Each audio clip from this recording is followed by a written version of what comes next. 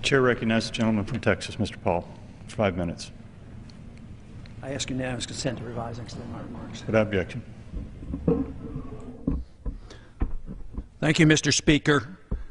The last nail is being driven into the coffin of the American Republic, yet Congress remains in total denial as our liberties are rapidly fading before our eyes.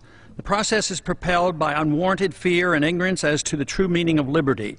It is driven by economic myths, fallacies, and irrational good intentions. The rule of law is constantly rejected, and authoritarian answers are offered as panaceas for all our problems. Runaway welfareism is used to benefit the rich at the expense of the middle class.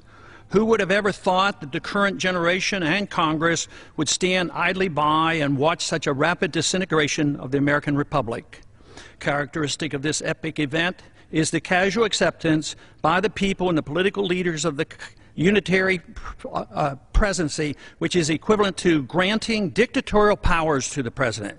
Our presidents can now, on their own, order assassinations, including American citizens, operate secret military tribunals, engage in torture, enforce indefinite imprisonments without due process, order searches and seizures without proper warrants, gutting the Fourth Amendment, ignore the 60-day rule for reporting to the Congress the nature of any military operation as required by the War Power Resolution, continue the Patriot Act abuses without oversight, wage war at will, treat all Americans as suspected terrorists at airports with TSA groping and nude X-raying. And the Federal Reserve accommodates by counterfeiting the funds needed and not paid for by taxation and borrowing, permitting runaway spending, endless debt, and special interest bailouts. And all of this is not enough. The abuses and usurpations of the war power are soon to be codified in the National Defense Authorization Act, now rapidly moving its way through Congress.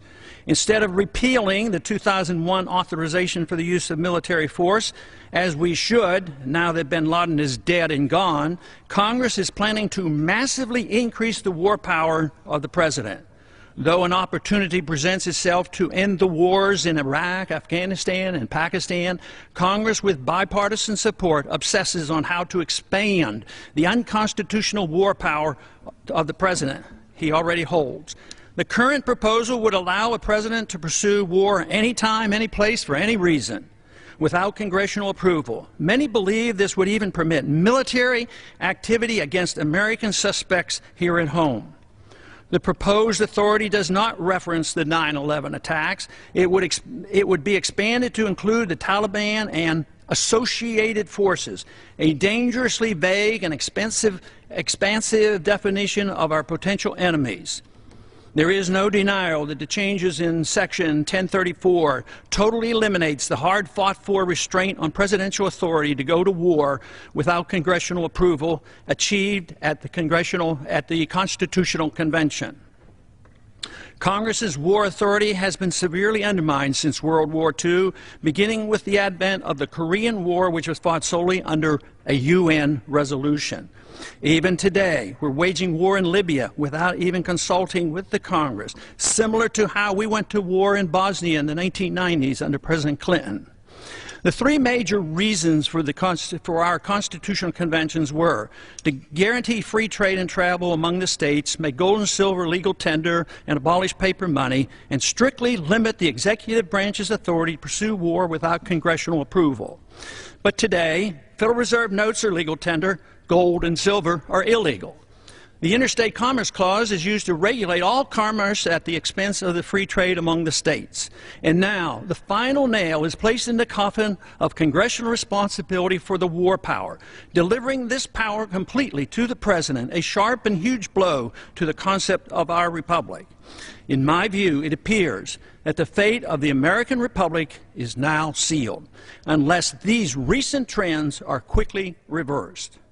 The saddest part of this tragedy is that all these horrible changes are being done in the name of patriotism and protecting freedom. They are justified by good intentions while believing the sacrifice of liberty is required for our safety. Nothing could be further from the truth. More sadly is the conviction that our enemies are driven to attack us for our freedoms and prosperity, and not because of our deeply flawed foreign policy that has generated justifiable grievances and has inspired the radical violence against us.